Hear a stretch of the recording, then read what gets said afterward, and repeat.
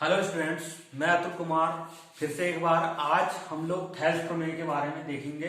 Thales प्रमेय क्या होता है, इसे कैसे सिद्ध किया जाता है, इसके बारे में आज देखते हैं। तो थेल्स प्रमेय को आधारभूत समानुपातिकता का प्रमेय भी कहते हैं। यह प्रमेय क्या कहता है?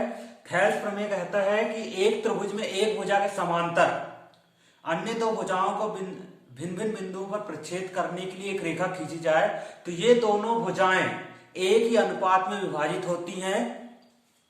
इसका मतलब देखो, एक त्रिभुज है अपने पास, मान लो एक त्रिभुज क्या है, ए बी सी है। इसमें भुजा बीसी के समांतर, एक भुजा बीसी के समांतर एक रेखा खींचे हैं, ये डीई। तो ये डीई जो रेखा है वे अन्य दो भुजा मतलब ए बी और ए सी को कहां पे एक ही अनुपात में विभाजित करती है ये रेखा।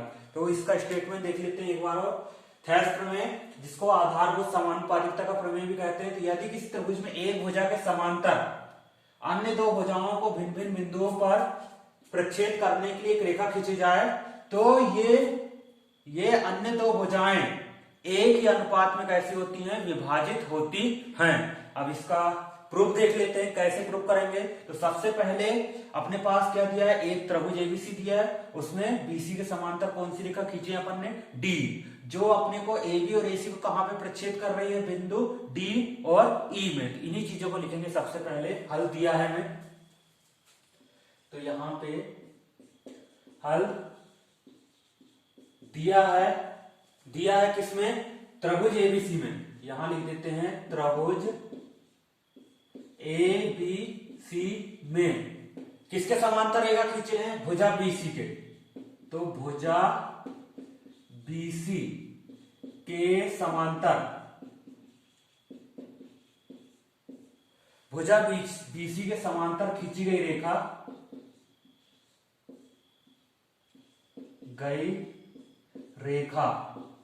क्या नाम है इस रेखा का, डी। भुजा बीसी के समांतर खींची गई रेखा डी, भुजा ए बी और किसको, एसी को कौन से बिंदु पर प्रच्छेद कर रही है, क्रमशः डी तथा काय पर काटती है, ई पर काटती है या प्रच्छेद करती है, प्रतिच्छेद करती है। ये इतना दिया है, लिखेंगे। अब इसके बाद अपने को सिद्ध क्या करना है, तो यहां पे मतलब दोनों भुजाएं एक ही अनुपात में विभाजित होती है, मतलब एडी बटे डीबी ये किसके बराबर आएगा, एई बटे ईसी के। तो यहां पे इसी चीज को लिख देते हैं।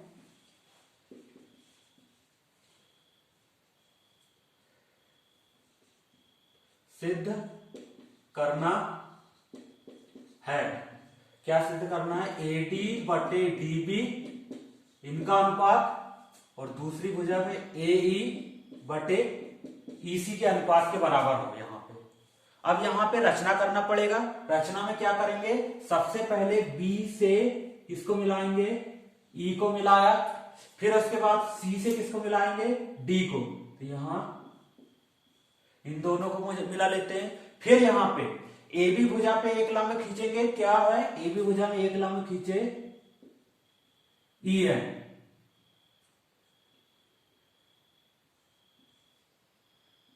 ए बी भुजा में एक लंब क्या खींचे, ई एन। इसी प्रकार एसी भुजा में एक लंब खींचेंगे, इसको क्या नाम देंगे, डी एम, ये नाम दे देते हैं। अच्छा, यहां लंब खींचने की जरूरत अपने को क्यों पड़ी है, क्योंकि अपने को प्रमेय को सिद्ध करना है। यहां पे आगे क्षेत्रफल की आवश्यकता पड़ेगी, तो क्षेत्रफल की आवश्यकता के लिए आधार और ऊंचाई होना जरूरी है। क्यों, क्योंकि त्रिभुज का क्षेत्रफल क्या होता है, 1/2 आधार गुणा ऊंचाई। तो यहां पे ऊंचाई लाने के लिए अपने को यहां पे क्या खींचना पड़ रहा है, लंब खींचना पड़ रहा है। ठीक है, फिर यहां पे लंब खींचेंगे तो यहां कितने अंश का कोण बनेगा, 90 अंश का कोण बनेगा। तो यहां पे देख लेते हैं, सबसे पहले सिद्ध करना है अपने को, एडी बटे डीबी बराबर एई बटे ईसी। अब यहां पे रचना में क्या किए हैं, किसको किससे मिला है, बी को किससे मिला है, ई से। तो यहां लिखेंगे बी को ई से, और किसको मिलाए हैं, यहां पे लिख देते हैं बी को ई से और सी को किससे मिलाए हैं, सी को डी से मिलाया, बी को ई से और सी को डी से मिलाया, और क्या खींचे यहां पे, तथा लंब खींचे। लंब कौन कौन से, सबसे पहले खींचे हैं यहां पे ई एम, लंब है कौन सी भुजा पे, ए बी भुजा पे, एवं डीएम, ये डीएम जो लंब है कौन सी भुजा पे खींचे हैं, यहां पे ए सी भुजा पे, ये इसको क्या लिखेंगे, खींचा। ठीक है, यहां पे लंब खींचे हैं, लंब को उल्टा टी के द्वारा दर्शाया जाता है गणित में, तो ये इसको लंब पढ़ते हैं। अब यहां उत्पत्ति में देखते हैं, उत्पत्ति जानते हैं त्रिभुज का क्षेत्रफल क्या होता है, 1/2 आधार गुणा ऊंचाई। तो यहां पे सबसे पहले त्रिभुज एडीई लेते हैं, इसका क्षेत्रफल क्या हो जाएगा, 1/2 आधार का काम कौन करेगा, सबसे पहले ऊंचाई यदि ई एन को लेते हैं, लंब ई एन को ऊंचाई के रूप में लेते हैं, तो आधार अपने पास क्या होगा, ईडी होगा। तो यहां पे इसको लिख देते हैं त्रिभुज एडीई का क्षेत्रफल बराबर कितना आ जाएगा, 1/2, आधार का मान कितना है एडी, और ऊंचाई का मान कितना हो जाएगा ई एन, जो आधार पे आ रही है, ये आधार पे आ रही है ऊंचाई। तो इसके बाद ये क्षेत्रफल को ऐसा भी लिख सकते हैं, ए आर या एरिया त्रिभुज ए डी ई, यहां पे इसके बराबर क्या आ जाएगा, 1/2 एडी गुणित ई एन। यदि चाहो तो इसको ऐसा भी लिख के आगे कर सकते हैं, यदि ये शॉर्ट रूप लग रहा है इसलिए इस चीज को लिखा गया है यहां पे। तो अब इसके बाद फिर से अपने को लाना क्या है, यहाँ पे एडी बटे डीबी बटे में लाना है, तो अपन यहाँ पे हम लोग एक आधार क्या ले लिए, एडी ले लिए। अब ऐसा आधार त्रिभुज चुनेंगे जिसमें आधार क्या हो, डीबी आए। तो यहां से एक त्रिभुज कौन सा ले लेते हैं, ये वाला, इसको क्या पढ़ेंगे, बी डी ई। तो इसका क्षेत्रफल निकालते हैं, और त्रिभुज या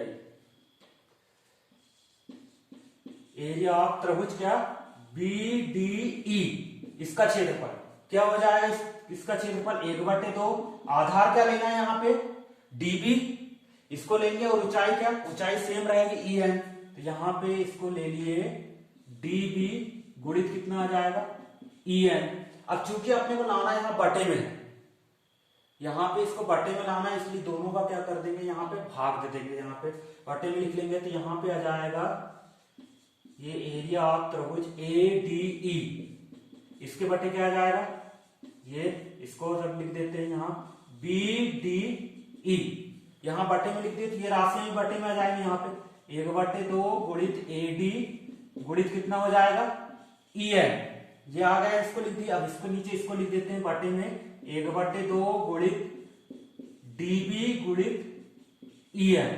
तो यहां देखो 1/2 से 1/2 कैंसिल हो जाएगा, ई एन से ई एन कैंसिल हो जाएगा, तो अपने पास क्या बचेगा, एडी बटे डीबी, जो लाना है यहाँ पे। इसी चीज को लिख दे रहा हूं मैं यहाँ, A R area A D E, मतलब त्रिभुज एडीई का क्षेत्रफल बटे एरिया ऑफ त्रिभुज किसका, बीडीई का क्षेत्रफल, इसको कहेंगे त्रिभुज बीडीई का क्षेत्रफल बराबर कितना आ जाएगा, अपने पास क्या बचेगा, एडी बटे आ जाएगा यहाँ पे डीबी, इसको समीकरण नंबर क्या दे देंगे, 1। फिर से यहां पे एक बार इस ऊंचाई के लिए ज्ञात कर ली क्षेत्रफल, अब फिर दोबारा इसमें कौन सी ऊंचाई, डीएम ऊंचाई के लिए ज्ञात करेंगे। तो यहाँ पे आधार क्या हो जाएगा, ए, आधार ए लेंगे और ऊंचाई क्या लेंगे, डीएम। तो फिर से यहां लिखते हैं, यहां पे पुनः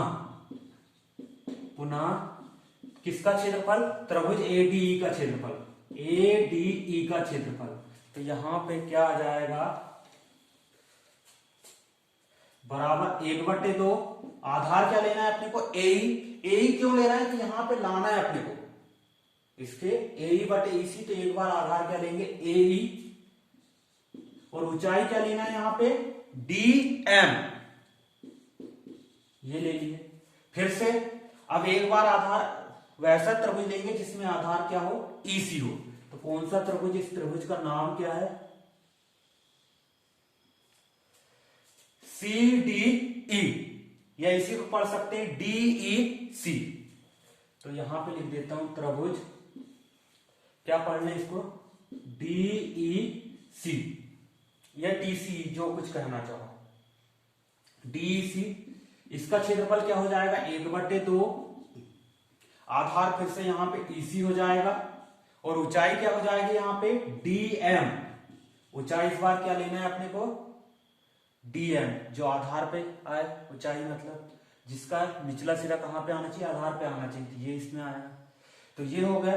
फिर से इन दो समीकरणों को, ये इन दोनों क्षेत्रफल को अनुपात में लिख देते हैं या भाग दे देते हैं इनमें। तो क्या आ जाएगा अपने को, एरिया ऑफ त्रिभुज ADE बटे यहां पे एरिया ऑफ त्रिभुज DEC। तो क्या हो जाएगा यहाँ पे, 1/2 गुणित AE गुणित DM बटे में क्या आ जाएगा, 1/2 गुणित EC गुणित DM, EC गुणित DM। तो यहाँ पे 1/2 से 1/2 कैंसिल हो जाएगा, DM से DM कैंसिल हो जाएगा, तो अपने पास क्या आएगा, AE बटे EC। तो उसी चीज को लिख दे रहे हैं यहाँ पे, ADE